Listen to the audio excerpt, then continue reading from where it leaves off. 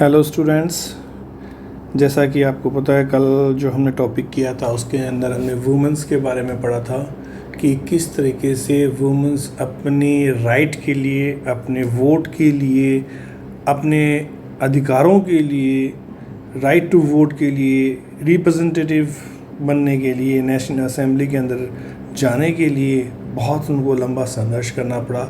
उनको काफ़ी लंबी लड़ाई लड़नी पड़ी। लगभग 200 साल तक वो संघर्ष करती रही, लड़ाई करती रही, तब जाके उनको 1946 के अंदर राइट टू वोट मिल पाया। तो फ्रीडम के लिए काम करने इनको लड़ते हैं। अब हम कुछ देखते हैं कि कुछ जो वुमेन्स थी इसमें इम्पोर्टेंट थी, वो कौन सी वुमेन थी। फर्स्ट नेम जो हमारे पास आता है वो आता है ओलंप दे गूज। ओलंप दे गूज 1748 से 1793 तक ये वुमन इनकी लाइफ रही है। ओलंप दे गूज जो थे was one of the most important of the politically active women in revolutionary France। सबसे ज़्यादा जिसको हम कह सकते हैं जो एक्टिव काम करने वाली थी, जो लड़ाई लड़ने वाली थी या लीडरशिप जिसमें थी, वो ओलंप दे गूज के अंदर थी। इन्होंने क्या किया? She protest against the constitution, जो कॉन्स्टिट्यूशन बने थे उसके अगेंस्ट लड़ाई लड़ी। और जो डिक्लेरेशन किया गया था, कौन सा? Declaration of the right of man and citizen. ये जो डिक्लेरेशन हुआ था इसका उन्होंने बहुत विरोध किया। क्यों किया विरोध? क्योंकि इसके अंदर डिक्लेरेशन के जितने भी राइट्स दिए गए हैं वो किसको दिए गए हैं? मेल पर्सन को, मैन को दिए गए। वुमेन को वहाँ पे कोई राइट नहीं दिए गए। As they exclude the woman from the basic right that each woman being was entitled to। क्योंकि यहाँ पे सिर्फ मेल पर्सन को राइट दे दिए, जो वुमेन्स थी उनको कोई राइट नहीं दिया गया। उनको जो फंडामेंटल राइट्स होने चाहिए वुमेन के, उनसे उनको दूर रखा गया। इसलिए 1791 में इन्होंने एक डिक्लेरेशन लिखा अलग से। जैसे असेंबली का डिक्लेरेशन लिखा गया था पहले नेशनल असेंबली के लिए, वैसे इन्होंने एक अलग से डिक्लेरेशन लिखा, घोषणा करी। उसमें उन्होंने कहा declaration of the right of woman and citizen, उसको कहा गया। ठीक है, जिससे उन्होंने वहाँ की जो महारानी थी और जो नेशनल असेंबली के मेंबर्स थे उनके पास उन्होंने ये भेजा और ये मांग की कि इसके ऊपर कार्रवाई की जाए, which is addressed to the Queen and to the members of the National Assembly, demanding that they act upon it in 1793। 18th century की बात कर रहे हैं हम। 1793 के अंदर Olymp they goose criticized the Jacobin government and forcibly closed down women's club। जब 1793 के अंदर ओलंप दे गूज को जो उसने क्लब बनाए थे, जो महिलाओं के जो उन्होंने ग्रुप्स बनाए थे, अलग अलग क्लब बने हुए थे, उनको जब जैकबिन गवर्नमेंट्स ने, सरकार ने उसको बंद करना शुरू कर दिया, ज़बरदस्ती बंद किया, तो उसने उनकी क्रिटिसाइज़ करना शुरू कर दिया। सरकार को बुरा भला भी कहा, उनको नीतियों को गलत कहा गया। She was tried bye national convention which charge her with treason. Soon after this she was executed।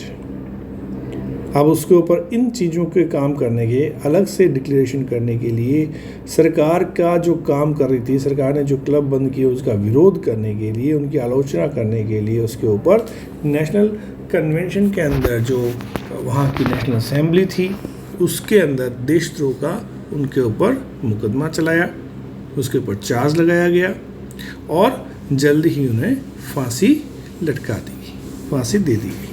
तो इस तरह से उनकी 1793 में लाइफ एंड हो गई। अब कुछ यहाँ पे हम देखते हैं कि जो डिक्लेरेशन था उनका, उसमें उन्होंने कौन सी चीज़ों के लिए डिमांड करी थी। ठीक है, ओलंप दे गूज का डिक्लेरेशन क्या था? उन्होंने क्या मांगा साहब कि woman is born free and remain equal to man is right. कि जो औरत है, जो वुमन है, वो बाय बर्थ फ्री है, स्वतंत्र है, और उसके जो राइट हैं वो मेल पर्सन के बराबर है।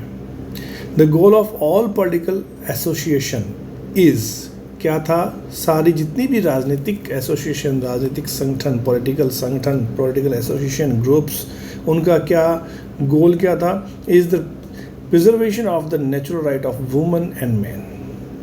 वो कहती भी इसके अंदर जितने भी जो पॉलिटिकल एसोसिएशन हैं उन सब का ये एम होना चाहिए कि मेल और फीमेल की जो फंडामेंटल राइट्स है उनको वो सुरक्षा प्रदान करें, उनको सिक्योरिटी दें। और दिस राइट आर लिबर्टी, अभी कौन से राइट हैं, लिबर्टी के, प्रॉपर्टी के, सिक्योरिटी के, and above all resistance to a person. और इन सब से बढ़कर क्या है, स्वतंत्रता, लिबर्टी, प्रॉपर्टी, संपत्ति, सिक्योरिटी, सुरक्षा, ठीक है। और इन सब से बढ़कर सबसे ज़्यादा ये कि उनको जो दबाया जाता है, उनको जो हैरेस किया जाता है, वुमन को जो दबा के रखते हैं, उनका जो शोषण किया जाता है, ठीक है, जो एक्सप्लॉयटेशन है उनका, उसको ख़त्म किया जाए। सबसे पहली बात ये। थर्ड उनकी डिमांड थी कि सोर्स ऑफ ऑल सॉवरेनिटी, जितनी भी चीज़ों की जो सॉवरेनिटी है वो कहाँ होनी चाहिए, रिजाइड्स इन द नेशन, वो राष्ट्र के अंदर, नेशन के पास होनी चाहिए, which is nothing but the union of woman and woman. और देश क्या है, राष्ट्र क्या है, देश क्या है, कुछ भी नहीं है, मेल और फीमेल्स, मेन और वुमेन्स, पुरुष और महिला, इन सब के ग्रुप से नेशन बनता है, इसके अलावा कुछ भी नहीं है। The law should be expression of the general will, और जो कानून है वो सबके लिए बराबर होना चाहिए। All female and male citizen should have a say either personally और by other representative and its formulation. जो कानून बनता है या जो बनाया जाता है उसमें सभी की इच्छाओं का सम्मान किया जाना चाहिए। जितनी भी मेल एंड फीमेल पर्सन है, जितने सिटीज़न हैं, वो या तो पर्सनल इंडिविजुअल रूप से या अपने रिप्रेजेंटेटिव के द्वारा या उसके साथ में किसी भी तरीके से जो लॉ मेकिंग प्रोसीजर है उसके अंदर पार्टिसिपेट करने चाहिए, ठीक है। It should be the same for all, और जो लॉ बने वो सबके लिए समान हो। अलग अलग लॉ नहीं है, मेल के लिए अलग बन गया, फीमेल के लिए अलग बन गया, ऐसा नहीं होना चाहिए। All female and male citizen are equally entitled to all honours and public employment according to their abilities and without any other distinction than that of their talents. That means कि अगर कोई भी मेल या female कोई भी citizen है जिसमें ability है, जिसमें प्रतिभा है, जिसके अंदर कुछ कर गुजरने की इच्छा है, तो वो इक्वल रूप से, समान रूप से गवर्नमेंट के सामने बराबर है।